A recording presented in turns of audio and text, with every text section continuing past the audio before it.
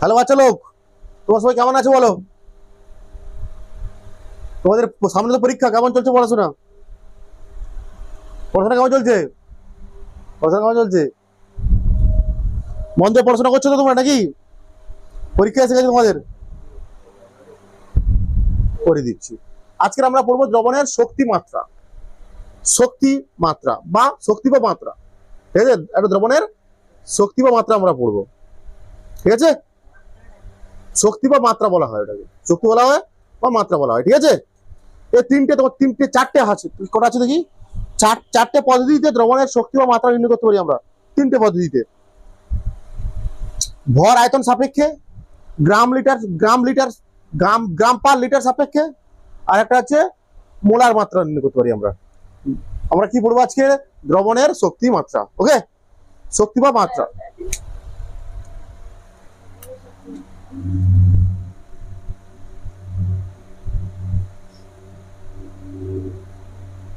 শক্তি বা মাত্রা, দ্রবণের শক্তি বা মাত্রা আমাদের টপিক। এটা হচ্ছে মেন টপিক। এখান থেকে অঙ্ক আসবে তোমাদের, এখান থেকে তোমাদের অঙ্ক আসবে। দ্রবণের শক্তি বা মাত্রা থেকে তোমাদের অঙ্ক আসবে। দ্রবণের শক্তি বা মাত্রা, দ্রবণের শক্তি বা মাত্রা পড়বো।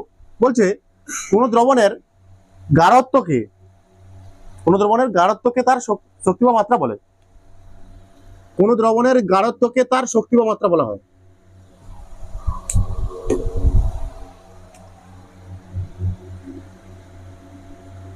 কোন দ্রবণের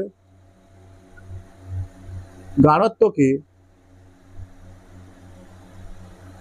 তার শক্তি বা মাত্রা বলা হয়।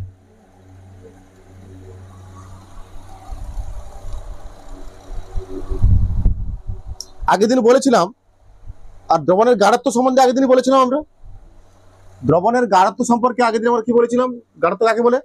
যে কোনো দ্রবণের মধ্যে যত পরিমাণ দ্রাব্য থাকে নাকি, বা কোনো নির্দিষ্ট দ্রবণের বা কোনো নির্দিষ্ট দ্রবণে বা দ্রাবকে যত পরিমাণ দ্রাব্য দ্রবীভূত থাকে, সেই পরিমাণকে আমরা বলি দ্রবণের গাঢ়ত্ব, তাই তো? অ্যাকচুয়ালি কি দ্রবণের গাঢ়ত্বটাই কি আসলে শক্তি বা মাত্রা। বুঝছে? তাহলে দ্রবণের গাঢ়ত্ব বের করা মানেই কি আমরা কি বের করতে পারবো? শক্তি বা মাত্রা বের করতে পারবো, রাইট? বলছে তিনটে পদ্ধতিতে আমরা দ্রবণের গাঢ়ত্বকে পরিমাপ করি। কটা পদ্ধতিতে? তিনটে। ভিডিও চালিয়েছি। তিনটি পদ্ধতিতে আমরা দ্রবণের গাঢ়ত্বকে আমরা পরিমাপ করতে পারি। 1 নম্বর লিখো, বা তিনটি এককে, কি বলবো? তিনটি এককে দ্রবণের গাঢ়ত্ব নির্ণয় করা যায়।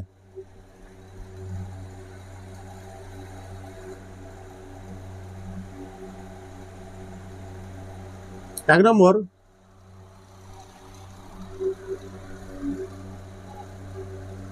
ভর আয়তন সাপেক্ষে, ভর আয়তন সাপেক্ষে শতকরা মাত্রা। এই বলা হয় ভর আয়তন সাপেক্ষে শতকরা মাত্রা।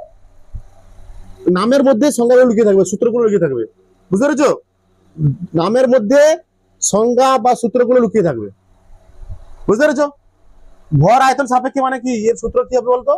ভর আয়তন সাপেক্ষে শতকরা মাত্রা কি হবে? দ্রাবের ভর বাই দ্রবণের আয়তন গুণিতক শতকরা মাত্রা। এই পদ্ধতিতে হবে সব। 2 নম্বর, আচ্ছা করাচ্ছি, আরেকবার করাবো। 2 এর দাগে হচ্ছে গ্রাম প্রতি লিটার বা গ্রাম পার লিটার এককে। এগুলোকে একক বলা হচ্ছে। গ্রাম প্রতি লিটার বলা হয়। প্রতি লিটার এককে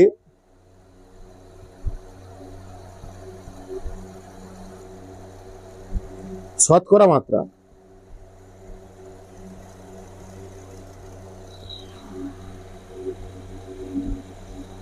3 নম্বর আছে মোলার মাত্রা বা মোলারিটি। বা মোলারিটি, ইম্পর্টেন্ট, এটা এটা ভেরি ভেরি ইম্পর্টেন্ট। মোলারিটি।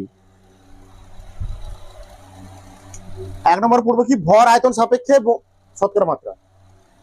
ভর আয়তন সাপেক্ষে শতকরা মাত্রা।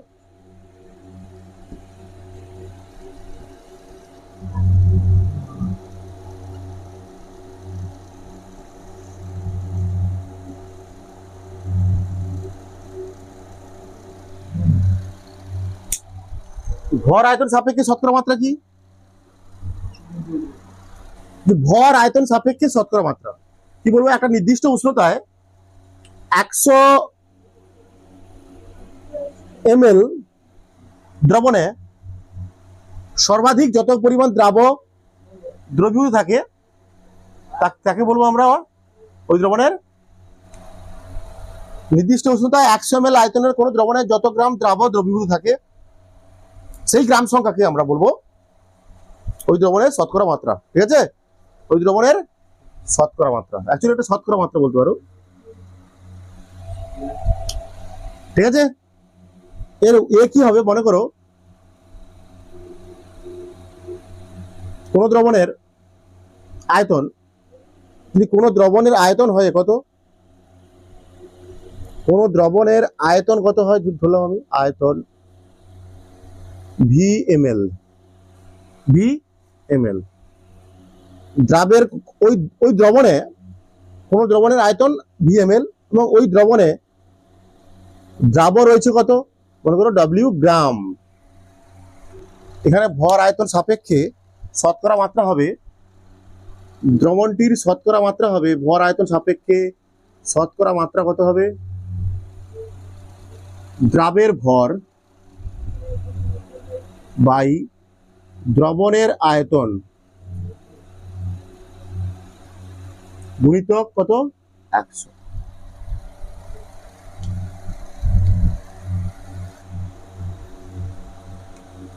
এটা গ্রামে, এটা কি ml এ, মিলিলিটার, ml মানে মিলিলিটার।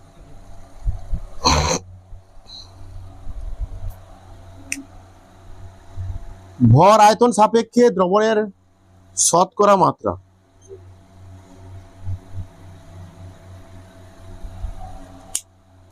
কিভাবে, দ্রাবের ভর বাই দ্রবণের আয়তন গুণিতক 100।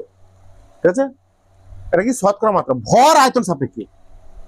ঠিক আছে, সংজ্ঞাটা কিভাবে লিখবো আমরা, নির্দিষ্ট উষ্ণতায় 100 ml আয়তন কোন দ্রবণে যত গ্রাম দ্রবীভূত আছে, ঠিক আছে, সেই গ্রাম সংখ্যাকে আমরা বলবো ওই দ্রবণের শতকরা মাত্রা বা ভর আয়তন সাপেক্ষে শতকরা মাত্রা।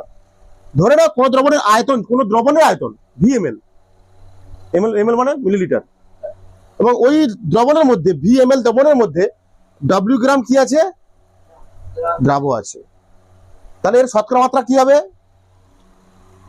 শতকরা মাত্রা যদি লিখতে চাই, আমি সূত্রের আকারে লিখতে চাই, কেমন হবে, W বাই V গুণিতক 100। এবার কি আছে তোমাদের, গ্রাম প্রতি লিটার, এর মধ্যে লুকিয়ে আছে, দেখো গ্রাম প্রতি লিটার, সেম সংজ্ঞা।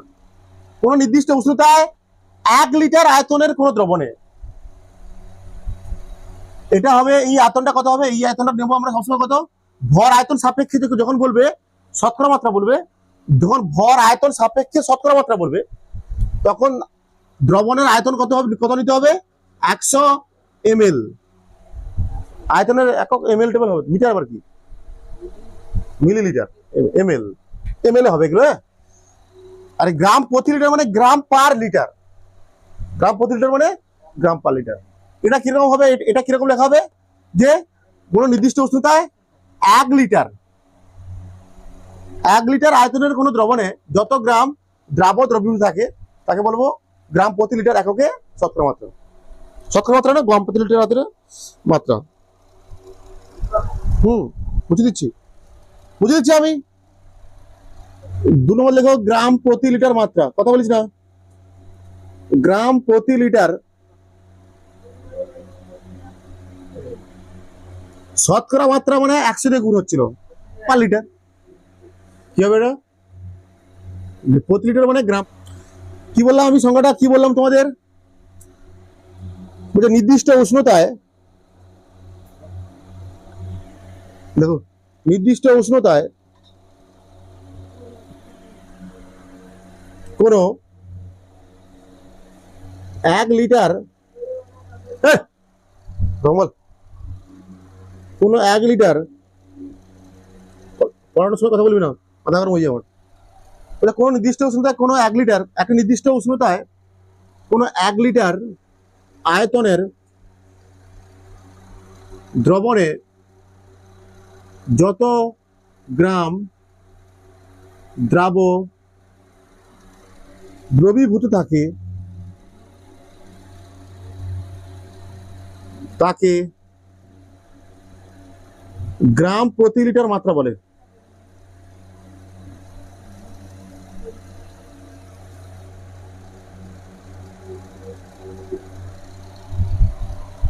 এর সূত্র মনে রাখবে কি? গ্রাম প্রতি লিটারের মাত্রা কি? সূত্র কি?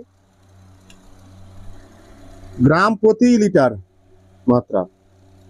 গ্রাম প্রতি লিটার মাত্রা কি হয়? কি হয়? দ্রাবের ভর, কি বলছি? দ্রাবের ভর গ্রামে হয়, বেশিরভাগ গ্রামে হয়। আর কি? দ্রবণের আয়তন।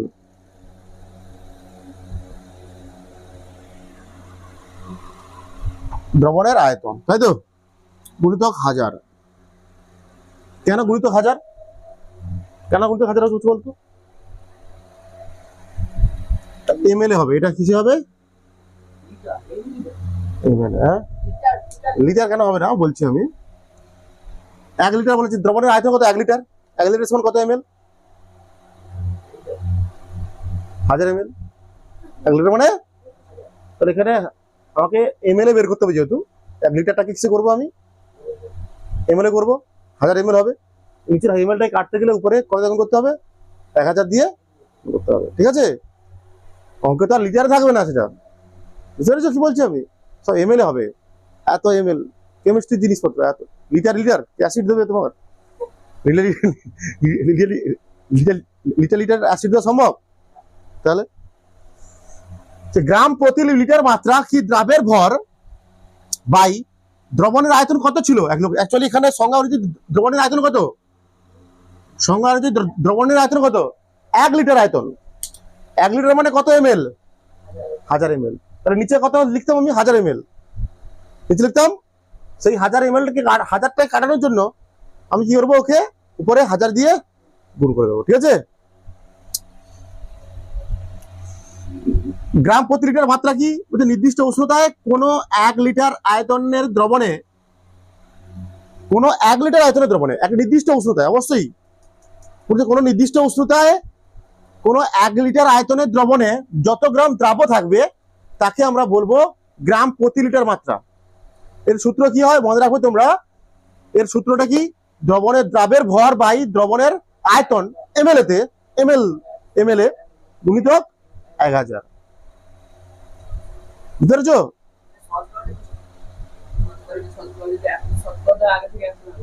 শতকরা মানে আগেটা, এটা শতকরা নয়। কোথায় শতকরা? এটা 1000 দিয়ে গুণ করেছি কেন? এটা 1 লিটার বলে।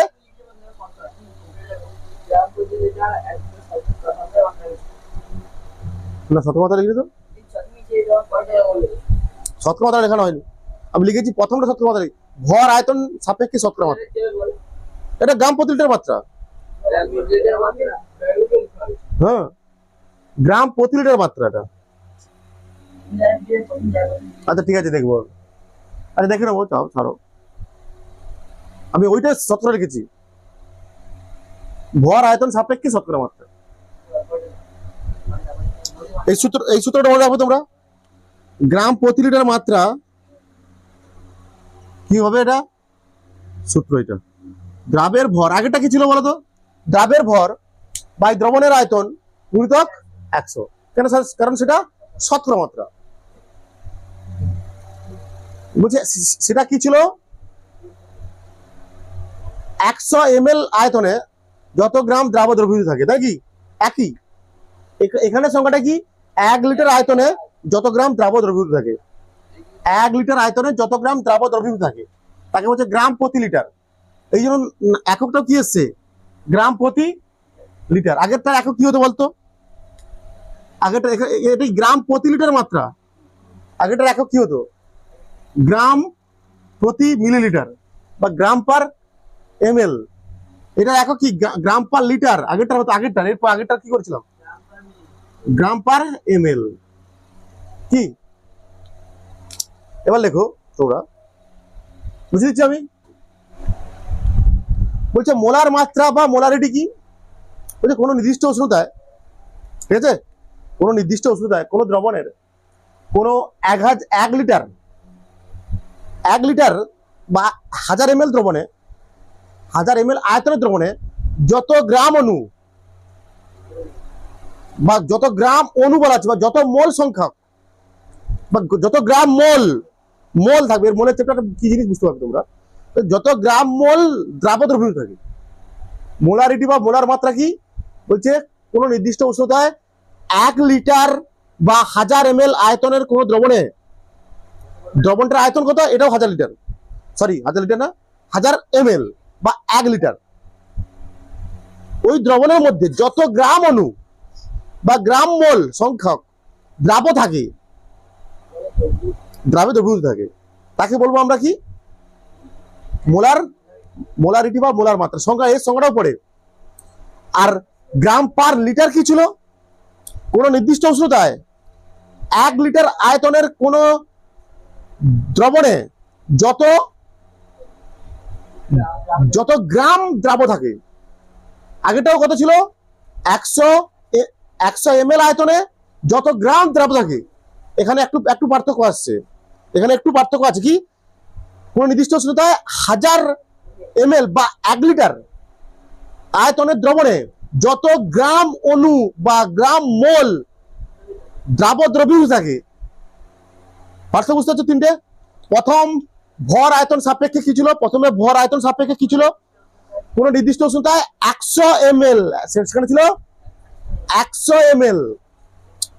100 ml আয়তনের কোন দ্রবণে যত গ্রাম দ্রবীভূত থাকে, দ্রাব দ্রবীভূত থাকে, তাকে বলা হচ্ছে ভর আয়তন সাপেক্ষে শতকরা মাত্রাটা। কারণ 100 ml কত আছে, মানে কি শতকরা। তো আমরা শতকরা অঙ্ক করেছি তো,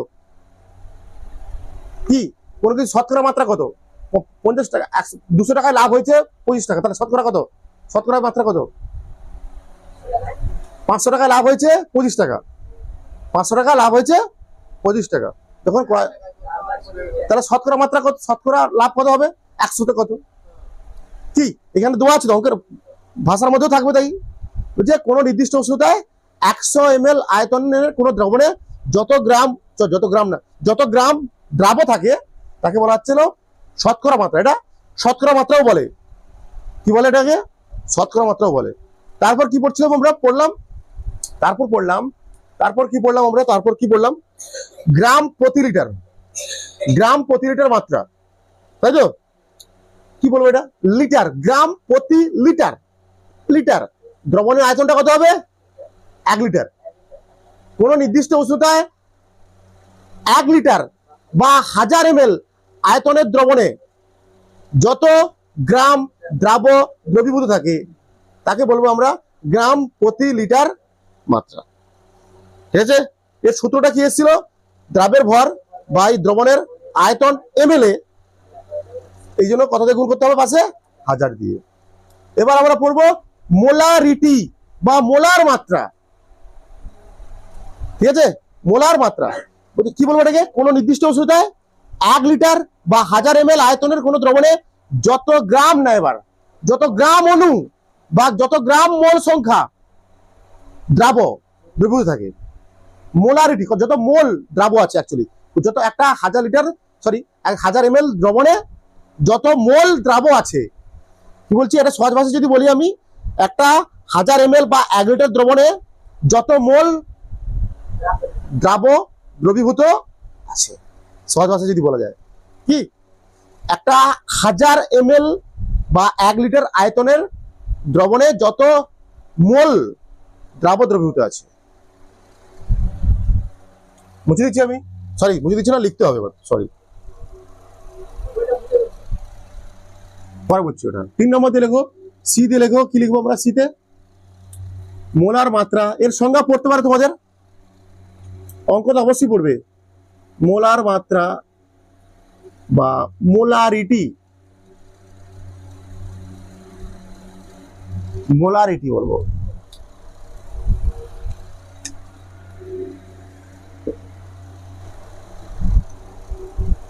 এর সূত্র কি হবে তৈরি করবো আমরা, দেখো এত কিছু হবার দরকার নেই, বই দেখে লাভ নেই, আমি যেটা করছি সেটা দেখবে। হ্যাঁ, মোলার মাত্রার সূত্র কি বলে দিচ্ছি আমি।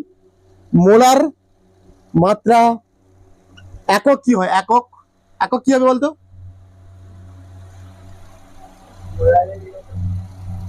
মোল পার লিটার। কি হবে এটা? মোল, মোলার মোল মানে মোল পার লিটার। আচ্ছা আমি দেখাচ্ছি, মোল পার লিটার হবে।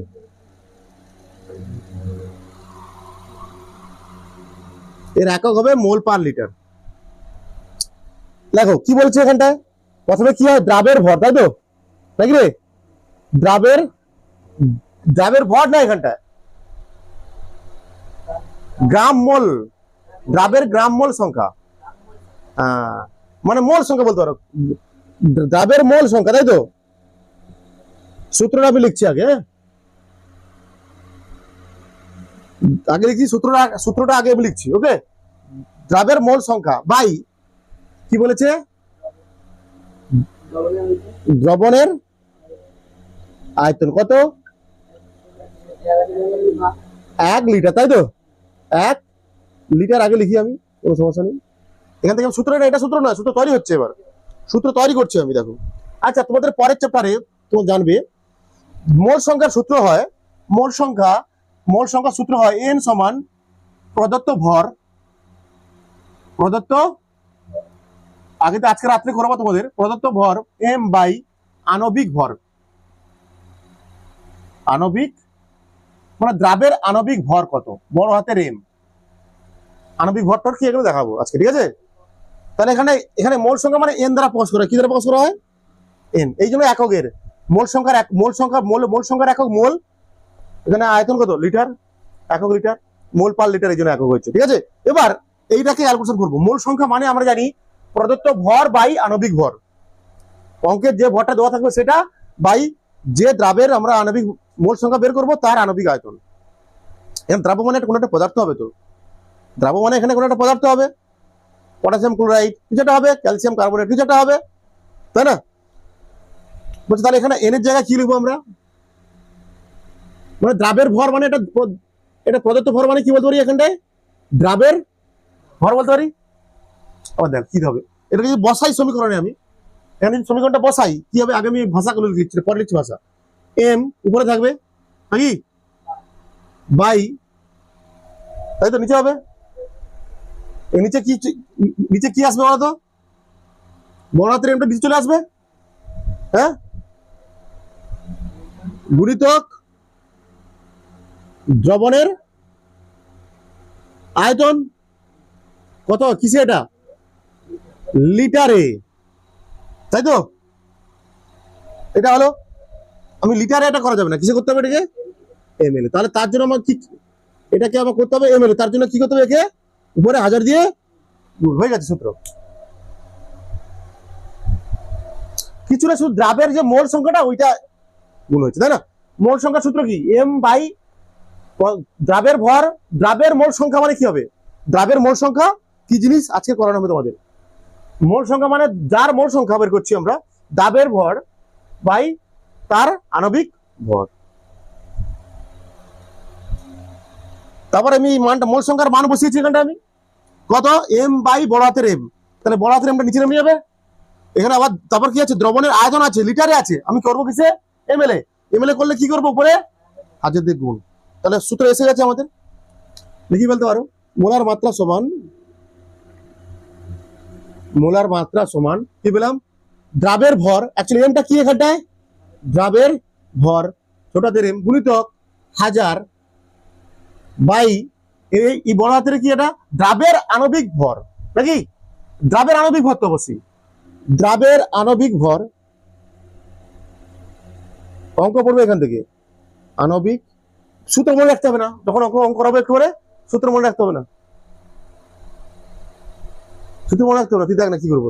আণবিক ভর বড় হাতের এম গুণিতক দ্রবণের আয়তন, দ্রবণের আয়তন কিসে, এটা এমএল এ।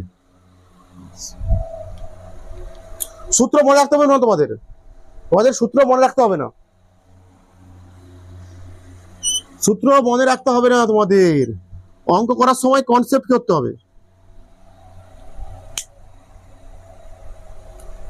মেন জিনিস এইটা মনে রাখবে, কি মনে রাখবে এখানটায়, দ্রাবের মোল সংখ্যা বাই দ্রবণের আয়তন। আর মোল সংখ্যা বের করার সূত্র কি, ছোট এম বাই বড় এম। ছোট এম মানে দ্রাবের ভর, বড় দ্রাবের আণবিক ভর। ঠিক আছে, এই দুটো জিনিস থেকেই অঙ্ক হবে, এত বড় সূত্র মনে রাখার কোনো প্রয়োজন নেই।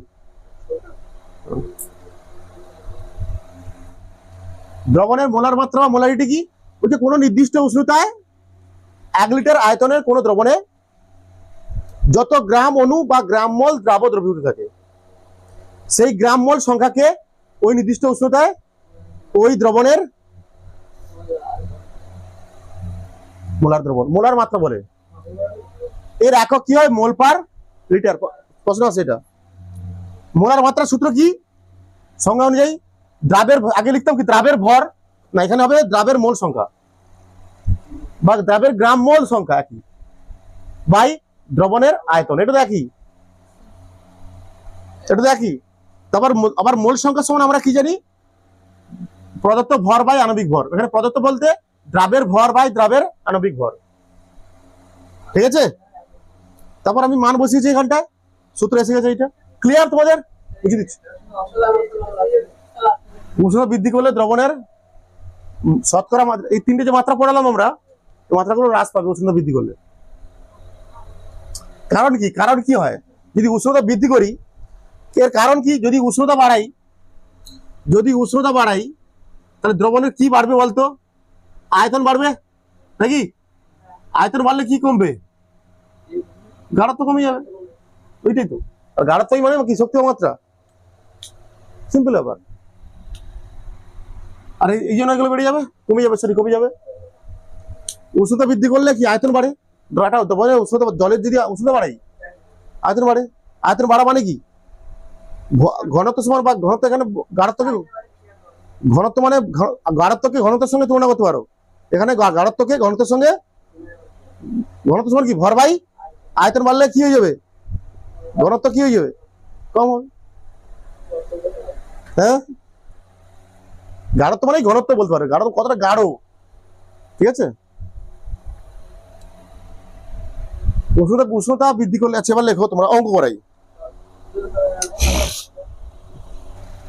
100 ml 150 ml H2SO4 এর জলীয় দ্রবণে এত গ্রাম H2SO4 আছে, মানে এখানে দ্রাবক কত, দ্রবণ কত,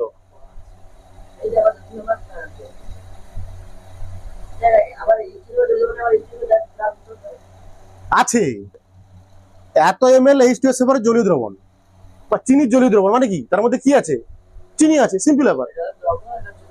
হ্যাঁ, ভাষার পর বোঝো, এই যে লেখা আছে তো, এত ml H2SO4 এর জলীয় দ্রবণে কত গ্রাম H2SO4 আছে, 14.7 গ্রাম H2SO4 দ্রবীভূত আছে। এবার দ্রাবক কোনটা, H2SO4 এর জলীয় দ্রবণ মানে কি, H2SO4 এর জলীয় দ্রবণ মানে কি, জলের সঙ্গে H2SO4 এর মিশ্রণ। তাহলে H2SO4 টা স্বাভাবিকভাবে কি হবে, এটা দ্রাবক হবে। আর দ্রবণটা কি হবে, H2SO4 প্লাস জলের মিশ্রণ, সেটা কত আছে 150 ml। দ্রবণটি শতকরা মাত্রা, মোলার মাত্রা আর গ্রাম প্রতি লিটার মাত্রা নির্ণয় করো। 150 ml H2SO4 জলীয় দ্রবণে 14.7 গ্রাম H2SO4 দ্রবীভূত আছে, শতকরা মাত্রা বের করো, গ্রাম প্রতি লিটার মাত্রা বের করো, মোলার মাত্রা নির্ণয় বের করো। কি হবে সূত্র কি, প্রথমে 1 নম্বর সূত্র, মোলার মাত্রার সূত্র কি, মোলার মাত্রা না, আগে মোলার মাত্রা কেন করবো রে, শতকরা মাত্রা লিখো, শতকরা মাত্রা, শতকরা মাত্রা, তাই তো। সূত্র কি, এখানে কি কি দেওয়া আছে লিখে বলো আগে। দ্রবণ কত দেওয়া আছে, 150 ml, তাই তো। দ্রাবক কত দেওয়া আছে, 150 ml তো দ্রবণ, 14.7 গ্রাম। শতকরা মাত্রার সূত্র কি? শতকরা মাত্রার সূত্র কি? দ্রাবের ভর বাই দ্রবণের আয়তন গুণিতক 100। ব্যাস খতম।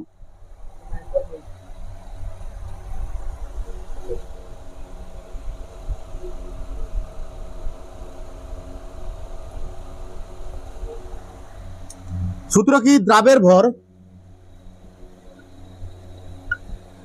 বাই দ্রবণের ভর আয়তন, দ্রবণের আয়তন গুণিতক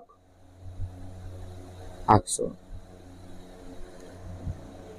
বা এটা শতকরা মাত্রা কেমন তোমার ভাষায় করতে পারো, সূত্র মনে রাখে। দেখো দেখো দেখো দেখো, এটা শতকরা মাত্রা কি কি 100 গ্রামে যত দ্রাবক দ্রবীভূত থাকবে। 150 ml জলীয় দ্রবণে আছে এত গ্রাম, একে কত? 100 কত? একে কত? 100 কত? একে কত? এইটাই সূত্র তো, এটাই সূত্র। একে কত? 100 কত? শতকরা যেমন বের করি আর কি, অঙ্কর জিনিস। 150 ml H2SO4 জলীয় দ্রবণে 14.7 গ্রাম H2O4 আছে, H2SO4 দ্রবীভূত আছে। শতকরা মানে কত? 100 কত বের করতে হবে আমাকে? 1 ml কত থাকবে? 100 ml কত থাকবে? তারপর দেখবি এইটা আসবে কত হচ্ছে দ্রাবক কত? 14.7 বাই 150 গুণিতক 100।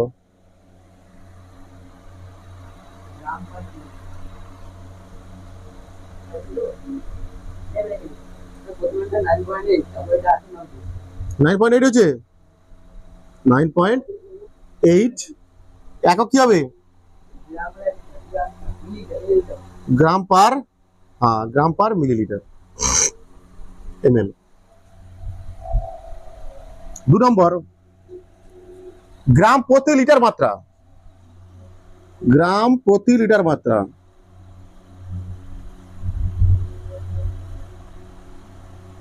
সূত্র কি ছিল? সেম, দ্রাবের ভর কত? 14.7 গুণিতক দ্রবণের আয়তন ml এ দেওয়া আছে কত? কিছু দেওয়া আছে ml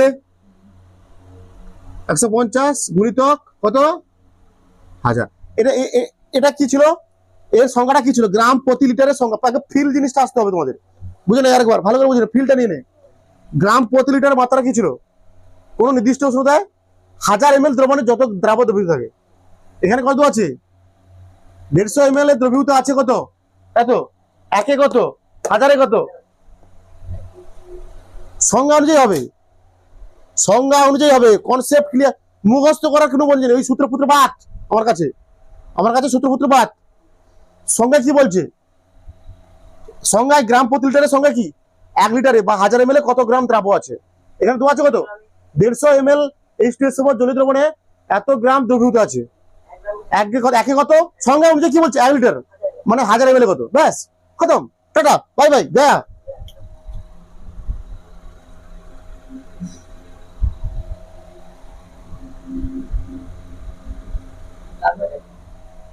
আটানব্বই লিটার। এরপরে একটা সহজ, আরো সহজ বলে দিচ্ছি আমি। এখানে কি বের করতে হবে তোমাকে? এখানে দ্রাবের মোল সংখ্যা বের করতে হবে। এইটা এখানটায় কনসেপ্ট। এটা আগে দ্রাবের কি মেন সূত্রটা মনে রাখবে তোমরা। মেন সূত্রটা মনে রাখবে কি? মোলার মাত্রা সূত্র কি? দ্রাবের মোল সংখ্যা, গ্রাম মোল সংখ্যা বাই দ্রাবের আয়তন গুণিতক 1000 ml যদি হয়। দ্রবণের আয়তন, দ্রবণের আয়তন। দেখো 3 নম্বর দিয়ে লেখো মোলার মাত্রা, তাই তো? মোলার মাত্রা সূত্র কি?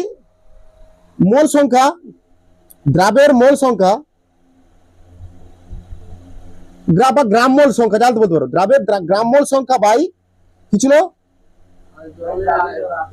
দ্রবণের আয়তন গুণিতক ml যদি লিখি, এখানে কি দিয়ে দেবো আমি? 1000। সিম্পল। হ্যাঁ, এটা ml যদি লিখি তাহলে 1000 হবে, না? যদি 1 লিটার, যদি লিটার লিখতাম তাহলে কিছু দিতাম না। বের করো মোট সংখ্যা, বের করো মোট সংখ্যা। বের করার সূত্র কি বাচ্চা লোক? মোট সংখ্যা বের করার সূত্র কি বাচ্চা লোক? বড় হাতের n, ছোট হাতের n সমান দ্রাবের যতটা ভর দেওয়া আছে বাই দ্রাবের আণবিক ভর, তাই তো? দ্রাবের ভর কত দেওয়া আছে এখানটা দেখি অঙ্কে? ধাপের ভর কত আছে? এম বাই বড় হাতের এম। এম সমান বড় হাতের এম মানে ছোট হাতের এম মানে কত? 14.7 বাই প্রতিটা গ্যাসের প্রতিটা পদার্থের একটা আণবিক ভর হয়, সেটা আমরা ক্যালকুলেশন করবো। H2SO4 আছে তো, H2SO4 আছে। H2SO4 আণবিক ভর কি করে বের করবো আমরা? H2SO4 এর আণবিক ভর এর এম বের করবো আমরা। হ্যাঁ, কি করে বের করবো? H মানে কত? হাইড্রোজেনের কত? 1, মানে H2 মানে কত হবে? 2। ঠিক আছে, এগুলো পরের চ্যাপ্টারে আছে, এগুলো যেটা বাকি আছে আমাদের।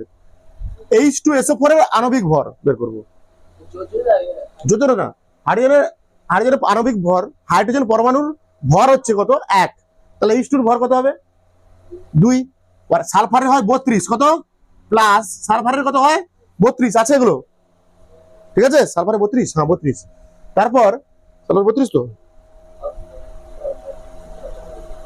সালফারের 32, অক্সিজেনের কত? 16 গুণিতক কত? 4। অক্সিজেনের 16 হয়, ঠিক আছে। ওই অক্সিজেনের একটা অক্সিজেনের 16, আর এগুলো ভর, এগুলো হয়নি বলছি, এগুলো হয়নি, ভর চ্যাপ্টার রাখি আছে, এগুলো মুখস্থ করতে হবে, একটা চোখ মনে রাখতে হবে। হ্যাঁ, কটা আছে এগুলো মনে রাখতে হবে তোমাদের, এখানে জেনে নাও তোমরা, জানো না তো জেনে নিতে হবে তোমাদের। হাইড্রোজেনের একটা হাইড্রোজেনের ভর হচ্ছে কত? 1, একটা হাইড্রোজেনের ভর হচ্ছে, তো এখানে H2 আছে, তাহলে 1 গুণিতক 2 মানে 2। সালফারের ভর হচ্ছে, তোর স্কুল হয়ে গেল নাকি? তাহলে সালফারের ভর হচ্ছে কত? 32 গ্রাম। আর 16 অক্সিজেনের কত? 16 গ্রাম। 4টে অক্সিজেন আছে বলে গুণিতক 4, মানে এটা কত হবে? 16 4 কত রে? 64। এটা কত? 34 প্লাস 64, তাই তো, মানে কত? 98 গ্রাম। কত হবে? 98 গ্রাম। এই দুটো বেরিয়ে গেছে।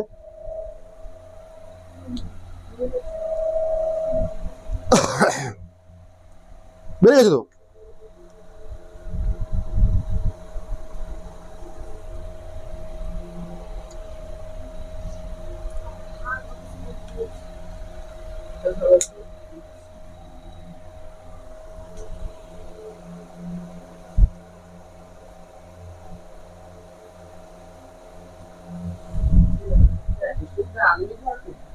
কোনটা?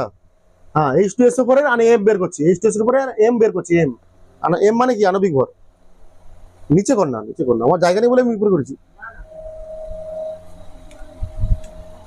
মোল সংখ্যা বের করে নাও। কি বের করো না এখান থেকে? আগে কি বের করে নিতে হবে তোমাকে? মোল সংখ্যা। কি করে বের করবো? যতটা ভর দেওয়া আছে সেইটা অঙ্কে দেওয়া থাকবে, কত কত আছে, আর এখানে আণবিক ভরটা তোমাকে জানতে হবে, বের করতে হবে এটা তোমাকে, ঠিক আছে। আচ্ছা লেখো, মোট সংখ্যা কত বেরোলো? 14.7, তাই তো। 14.7 বাই 98 গুণিতক দ্রবণের আয়তন কত আছে? দ্রবণের আয়তন 150, তাই তো, গুণিতক উপরে কত? 1000, তাই তো। কত উত্তর আছে? কত উত্তর আছে? কেটে আমি উড়ে দিচ্ছি। কত? 1 মোল পার লিটার। বলছে তোমরা করবে অঙ্কটা। 100 ml দ্রবণে 5.3 গ্রাম সোডিয়াম কার্বনেট দ্রবীভূত আছে। দ্রবণটির মোল পার লিটার নির্ণয় করো। মানে মোলার মাত্রা। মোল পার লিটার মানে কি? মোলার মাত্রা। মোলার মাত্রার একক কি হয়, বা মোলারিটির একক কি হয়? মোল পার লিটার বললাম তো, মোল পার লিটারও বলতে পারে। মানে মোলার মাত্রা নির্ণয় করতে বলছে। আর 20% সোডিয়াম কার্বনেটের দ্রবণে 20% সোডিয়াম কার্বনেটের দ্রবণের গাঢ়ত্বকে গ্রাম পার লিটার এককে প্রকাশ করো। এগুলো দেওয়া আছে।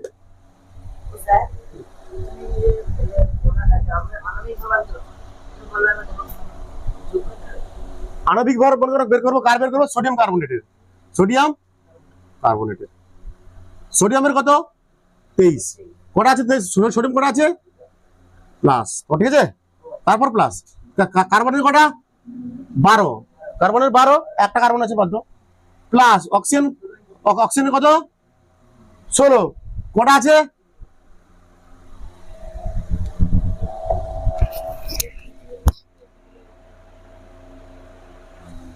প্রথম প্রশ্ন কি বলছে? 100 ml দ্রবণে, দ্রবণ কত? 100 ml। দ্রবণ কত? 100 ml। দ্রাবক কত আছে? 5.3 গ্রাম। দ্রবণটির মোলার মাত্রা নির্ণয় করো বা মোল পার লিটার নির্ণয় করো। সূত্র কি? মোলার মাত্রা সূত্র কি? মোলার মাত্রা সূত্র কি রে? চুপ কর। দ্রাবের গ্রাম মোল সংখ্যা বলতে পারি আমরা, তাই তো? গ্রাম মোল মানে এন যেটা বলছি আমরা, বাই দ্রবণের আয়তন কিসে এমএল এ গুণিতক কত। কেন 1000 দিয়ে গুণ করছি বুঝতে পারছিস তো? কারণ 1 লিটার তো দেওয়া থাকবে না, 100 ml, এই জন্য 1000 দিয়ে ডাইরেক্ট সূত্রটা করে দিচ্ছি আর কি। তাহলে এখানে আমার বের করতে হবে কি? আমাকে দ্রাবের মোল সংখ্যা বের করতে হবে।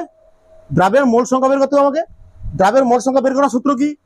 যে সূত্র দ্রাবের মোল সংখ্যা বের করছি মানে দ্রাবের ভর কতটা দেওয়া আছে, দ্রাবের ভর কতটা দেওয়া আছে বাই ওই দ্রাবের কোন, এখন দ্রাব কোনটা, এখানটায় Na2CO3, তাই তো? এই দ্রাবের ভর কতটা দেওয়া আছে 5.3, তার আণবিক ভর, দ্রাবের ভর কতটা দেওয়া আছে দেখি 5.3 বাই তার আণবিক ভর কত হচ্ছে, যোগ করে কত হচ্ছে আণবিক ভর কি করে বের করবো? দ্রাব কোনটা? Na2CO3 দ্রাব, তার আণবিক ভর। সোডিয়াম হয় কত? 23, কটা সোডিয়াম আছে? দুটো, মানে 23 গুণিতক 2। আমার কাছে কার্বন প্লাস দিতে হবে, হ্যাঁ প্লাস কত, কার্বনের 12 প্লাস অক্সিজেনের কত হয় 16, কটা আছে? 3টে, গুণিতক 3, মানে কত হচ্ছে যোগ করে কত হচ্ছে 100। শিওর?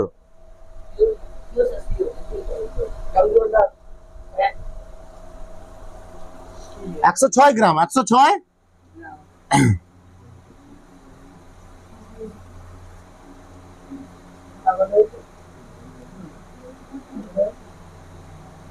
ওয়ান বাই কত হবে? এটা 20 হবে। কত হবে? 1/20 হবে, ঠিক আছে? 1/20 হবে। তারপর এবার করবো আমরা, এটা বসাও, মান বসাও তাহলে। 1 × 1000 বাই 20 × 100, মানে হাফ, মানে 0.5 মোল পার লিটার। 0.5 মোল পার লিটার হয়ে গেছে উত্তর একটা। এবার 3 দাগের অঙ্কটা দেখো সবাই কি বলা আছে, 20% Na2CO3 দেওয়া আছে তো, মানে এটা মানে কি? Na2 মানে হচ্ছে 100 গ্রাম, না 20% Na2 মানে কি? 1% অঙ্ক করে, শতাংশ জানো না? 20 টাকা লাভ, 20% টাকা লাভ হয়েছে, মানে 100 টাকায় লাভ হয়েছে কত? তাহলে এটা তাহলে কি হবে? তাহলে 100% মানে 100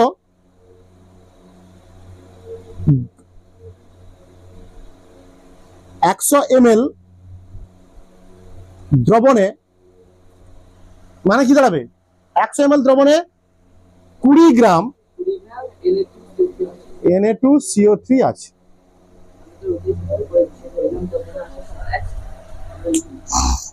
কি বলবো? গ্রাম পার লিটার। 100 ml আছে কত? 1 লিটার আছে কত? শর্টে করে দেবো। 1 ml কত আছে? 20/100, নাকি ডায়েট করছি? হ্যাঁ 1000 ml কত? 1 লিটার, মানে গ্রাম পার লিটার মানে কি 1 লিটারে কত? 1 লিটারে কত, মানে 1 লিটার মানে 1000 ml, 20/100 সূত্রে করতে পারো তোমরা। কত উত্তর হবে? 200 গ্রাম পার লিটার।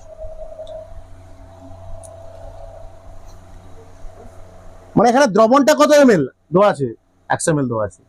20% Na2CO3 মানে বোঝায় 100 ml দ্রবণে 20 গ্রাম Na2CO3 আছে। একে কত? 1000 ml কত? কি হয়েছে? 1000 ml, হ্যাঁ গ্রাম পার লিটার, একক তো হয়ে যাচ্ছে এটা। এটা 1000 ml মানে লিটার, এটা 1 লিটার মানে 1000 ml। এখানে ml তো আছে দ্রবণটা, তো করালাম তো একটা অঙ্ক, ঠিক আছে?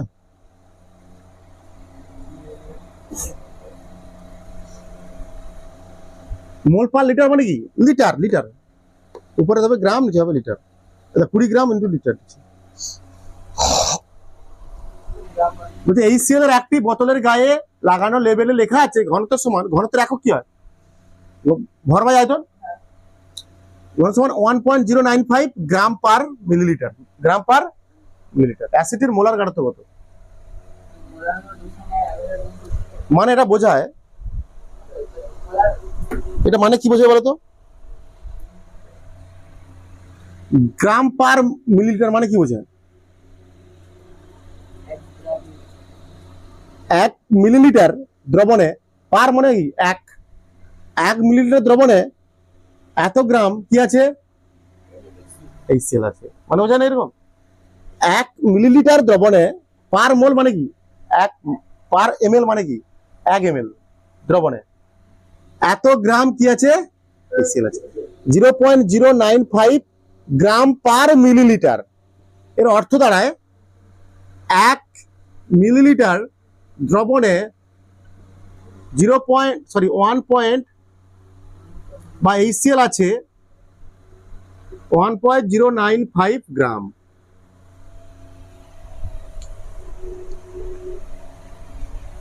ওকে বের করতে হবে মোলার মাত্রা। মোলার মাত্রার সূত্র কি? মোলার মাত্রা। আগে আমাকে দ্রাবের কি বের করতে হবে? এখানে দ্রাবক কোনটা বলো তো? দ্রাবের মোল সংখ্যা বের করতে হবে। দ্রাবক কোনটা এটা? দ্রাবক কত? HClটা। এই দ্রাবকটা কত? HCl আছে তো। HCl এর দ্রাবক, তার ভর কত? আর দেওয়া আছে। ভর, দ্রাবের ভর দেওয়া আছে। এটা দ্রাবক কোনটা? HCl। ml দ্রবণে HCl আছে মানে কি? দ্রবণ এটা HCl আছে মানে HClটা কি? দ্রাবক। দ্রবণের আয়তন কিসে? ml এ, তাই তো? গুণিতক কত? 1000। আগে একবার মোল সংখ্যা বের করতে হবে। মোল সংখ্যা বের করার সূত্র কি? কার মোল সংখ্যা বের করবো? দ্রাবের মোল সংখ্যা। দ্রাবক কোনটা? HCl। ভর মানে কত? 1.095 বাই HCl এর আণবিক ভর কত হবে? আর সূত্র আগে লিখে দিও। n সমান ছোট হাতের m বাই বড় হাতের m, তাই তো? HCl এর আণবিক ভর m সমান কত? H মানে কত? 1, HCl মানে কত? 35.5 হয়। কত হয়? মানে এটা হবে 36.5, তাই তো? এই করলাম তো, মান আছে Cl এর 0.5, ক্লোরিনের হয় 35.5। তাহলে যোগ করলে হবে কত? 36.5 হবে। তাহলে কত? 36.5।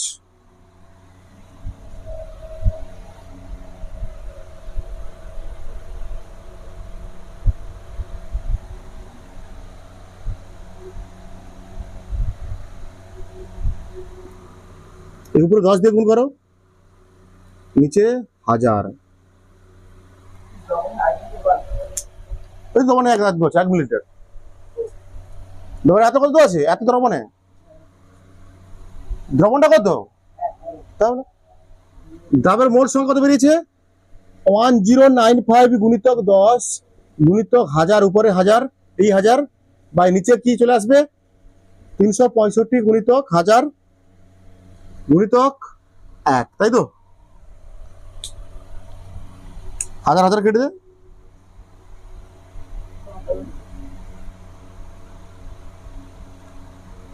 এটা কাটবে 3 কেটে যাবে। 30 মোল পার লিটার।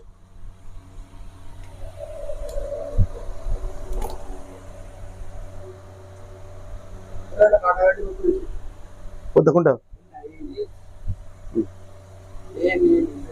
কাটাটি করে রেখে দিয়েছি।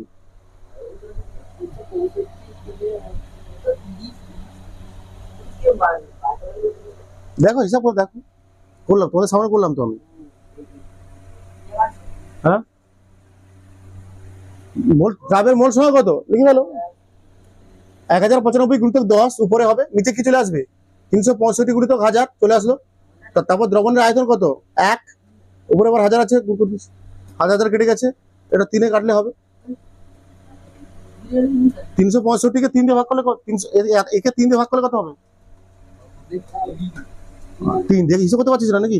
দেখাতে যাচ্ছে 3 5 15 5 হাতে আছে 1 3 4 18 কে 9 এক আছে 3 3 9 10 হিসেব করতে পারছিস না এগুলো? 30 মোল পার লিটার হয়ে গেছে উত্তর।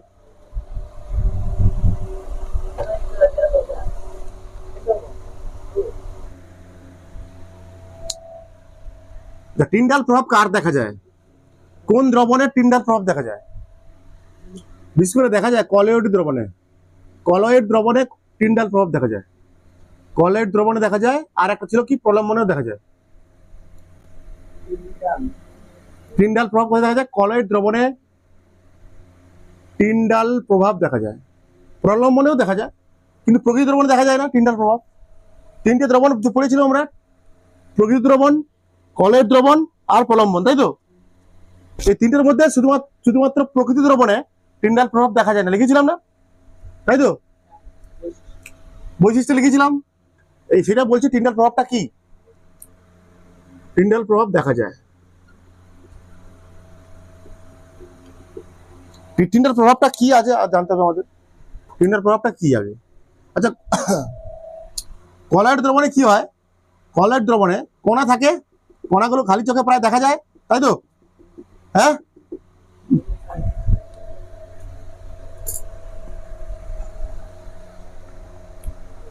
কলয়েড দ্রবণে কি কণাগুলো একটু বড় বড় হয়, সূক্ষ্ম সূক্ষ্ম, একটু বোঝা যায়, আমরা বুঝতে পারি। বলা হচ্ছে, বলছে এর মধ্যে দিয়ে যদি আমরা আলো ফেলি, না আসতে পারে না, এর মধ্যে যদি আমরা আলো ফেলি, কোনো আলো যদি ফেলার চেষ্টা করি, কোনো কলয়েড দ্রবণের মধ্যে দিয়ে যদি আমরা আলো ফেলি, ঠিক আছে, আলো ফেলি, তখন দেখা যায় এই কলয়েড দ্রবণের মধ্যে দিয়ে আলো যাচ্ছে, দেখা যাবে কি দেখা যাবে? আলো রশ্মির গতিপথ দেখা যাবে। কি দেখা যাবে? আলো রশ্মির গতিপথ। বলছে কোনো কলয়েড দ্রবণের মধ্যে দিয়ে যদি আমরা আলো ফেলি, বুঝতে পারবো কি ওই যেখান দিয়ে আলো যাচ্ছে সেই পথ দেখা যাবে, সেই পথ দেখা যাবে। কেন হচ্ছে এটা? এই এই কলয়েড দ্রবণের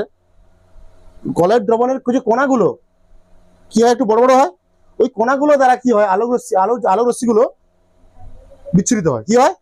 বিচ্ছুরিত হয়, আলো রশ্মিগুলো বিচ্ছুরিত হয়।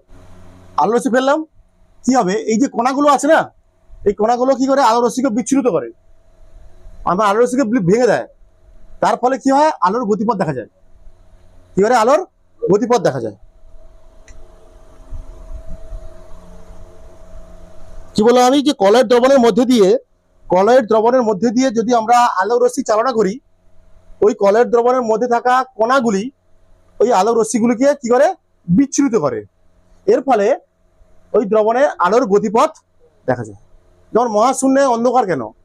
মহাশূন্য অন্ধকার তো কেন? ওখানে কোনো কণা নেই, বায়ুতে কোনো, কিন্তু মহাশূন্য, মহাকাশে কি আছে? নক্ষত্র আছে, সূর্য আছে, তো সূর্য থেকে সেই মহাশূন্য ভেদ করে আসছে আমাদের পৃথিবীতে, কিন্তু মহাশূন্য অন্ধকার কেন? কণা নেই সেখানটা। কি নেই? কোনো কণা নেই সেখানে, কোনো কণা। সেই আলো রশ্মি যে আসছে, সূর্য থেকে আলো রশ্মি যে আসছে, সেগুলো বিচ্ছুরিত হচ্ছে না। আলো রশ্মি বিচ্ছুরিত হলেই কি হবে? আলোক পথ দেখা যাবে। যেই আমার বায়ুমণ্ডলে ঢুকছে, বায়ুতে কি আছে?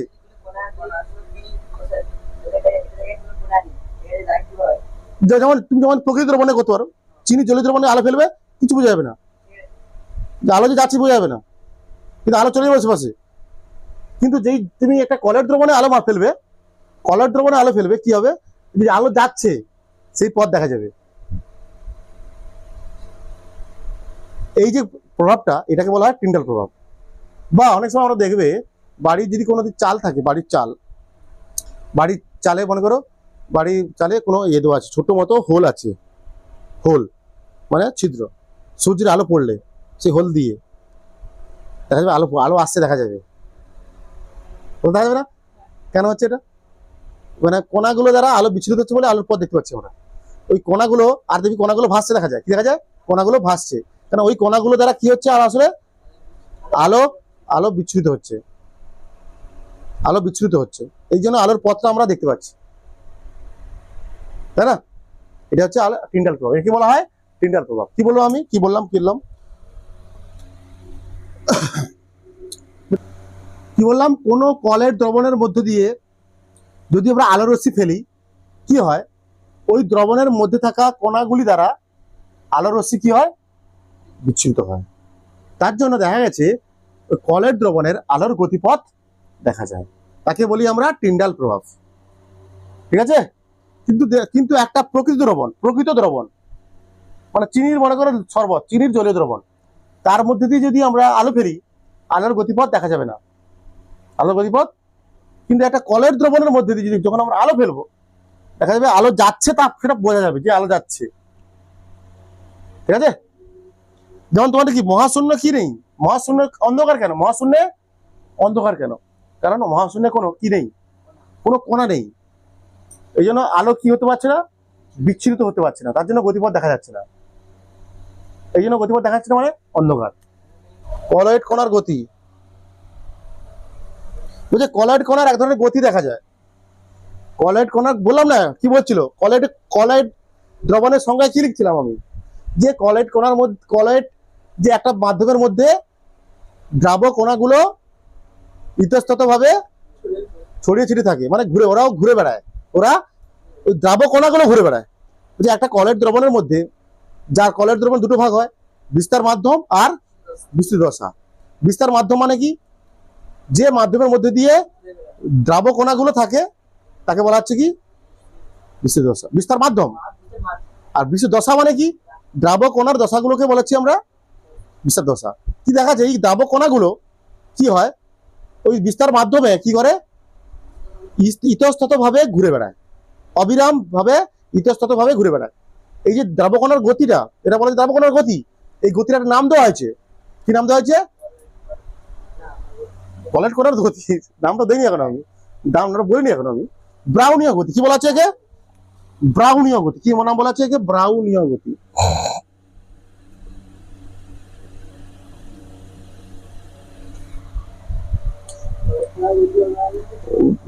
কলের কণার কি ধরনের গতি দেখা যায়, ব্রাউনীয় গতি দেখা যায়, গতিটার নাম ব্রাউনীয় গতি। ঠিক আছে, বলছে কলের কণার গতি কি আমরা কি বলি, কি নাম দিয়েছি, যে কলের কণাগুলো মানে বিস্তৃত দশার কণাগুলো অ্যাকচুয়ালি না, কলের কি দুটো অংশ, তো কলের তো দুটো অংশ, বিস্তার মাধ্যম আর বিস্তৃত দশা। এইরূপ বিরামহীন চলাচলকে বলছিস, তার মধ্যে ওই কণাগুলো, বিস্তৃত দশার কণাগুলো বিস্তার মাধ্যমের মধ্যে ইতস্তত ভাবে ঘুরে বেড়ায়। ঠিক আছে, এই তাদের এই ইতস্তত ভাবে ঘুরে বেড়ানোকে বলি আমরা ব্রাউনীয় গতি। বা ভালোবাসায় বললে কেমন আসবে, যে কলের দ্রবণের মধ্যে কণাগুলি অবিরাম আঁকা বাঁকা পথে ইতস্তত ভাবে বিচরণ করে, জিগজ্যাগ পদ্ধতিতে ঘুরে বেড়ায়, জিগজ্যাগ ভাবে। কলের কণার এইরূপ বিরামহীন চলাচলকে আমরা বলি ব্রাউনীয় গতি।